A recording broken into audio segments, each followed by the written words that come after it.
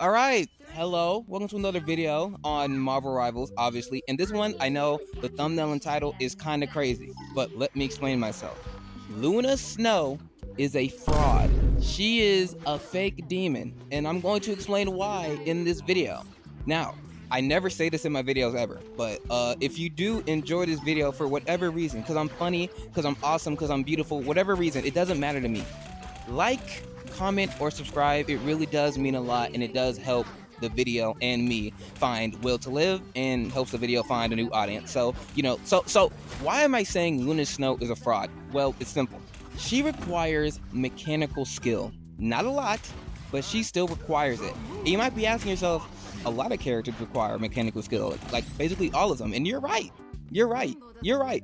But Luna Snow is a support character, right? And support players are not the best at mechanics, nor are most of them just mechanically gifted. They're just not, right? That's why Cloak and Dagger is played so much, even though they're like the fourth best healer in the game. It's because they don't have to aim. They can just press a button on their keyboard and then, oh, guess what? We're all invincible. And they really don't, yeah, they have auto aim. So, and this isn't me spreading race science and eugenics on support players. I think everyone can agree that the most mechanically taxing role, it just isn't support, right? I'm not saying they're not important. Yeah, obviously, if I have no supports on my team, we're going to lose. So if I have one, we're more than likely going to lose. Obviously, they're still important, but the fact of the matter is they're not mechanically challenging. Most of them aren't, except three, and that's what? Adam, Luna, and Mantis.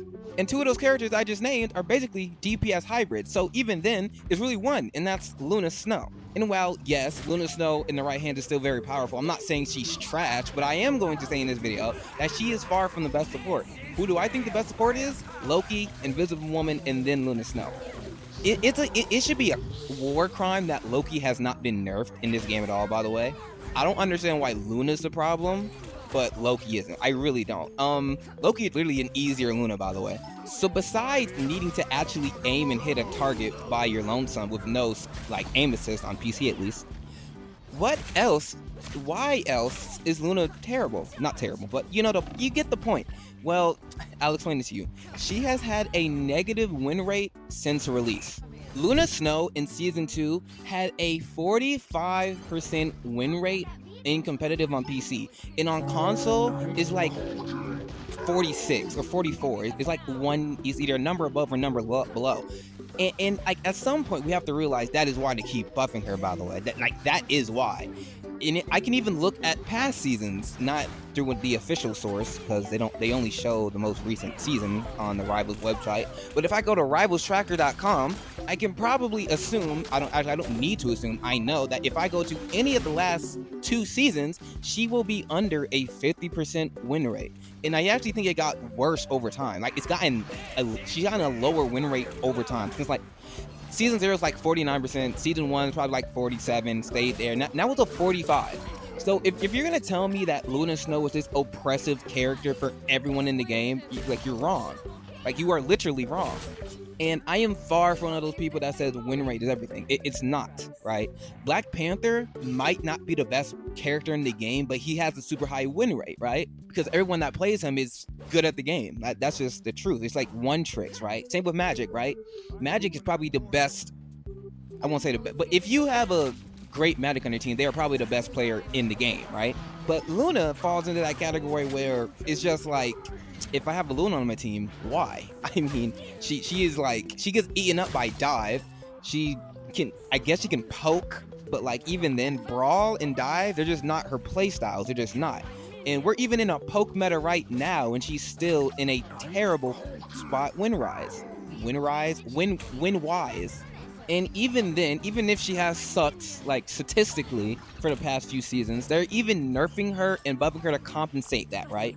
They keep nerfing her ult because that's the issue people have with Luna. Her ult lasts too long. There's no counterplay to it. There is counterplay to it, but I mean, it usually requires another ultimate. So I guess technically there's not a lot, but I mean, there is a counterplay to Luna's ult, right? But right now, let's say for example, you're in 6 fights. You have 6 fights a round.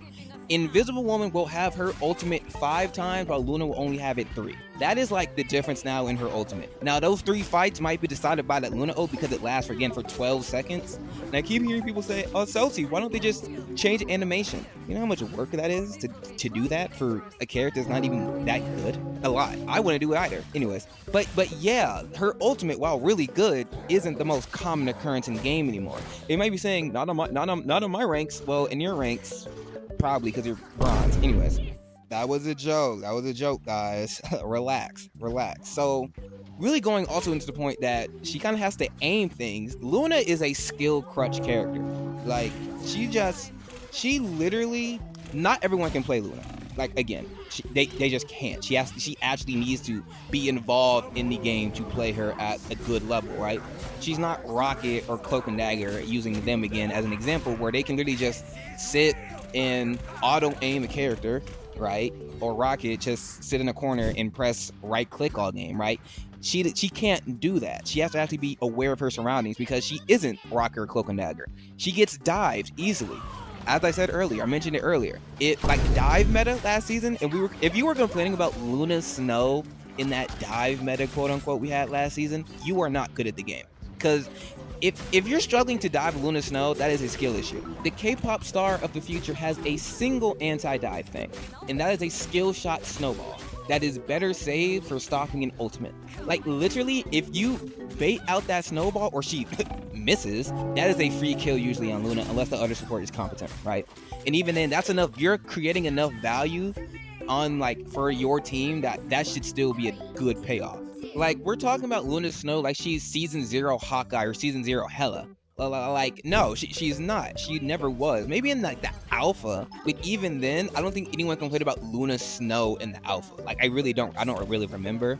All I remember from the alpha is that Hela was still very dominant, and they actually nerfed her a good bit for the beta, and that's a whole can of worms I'm not going to get into. But again, this isn't prime LeBron James or prime Tom Brady we're talking about. It's Luna Snow.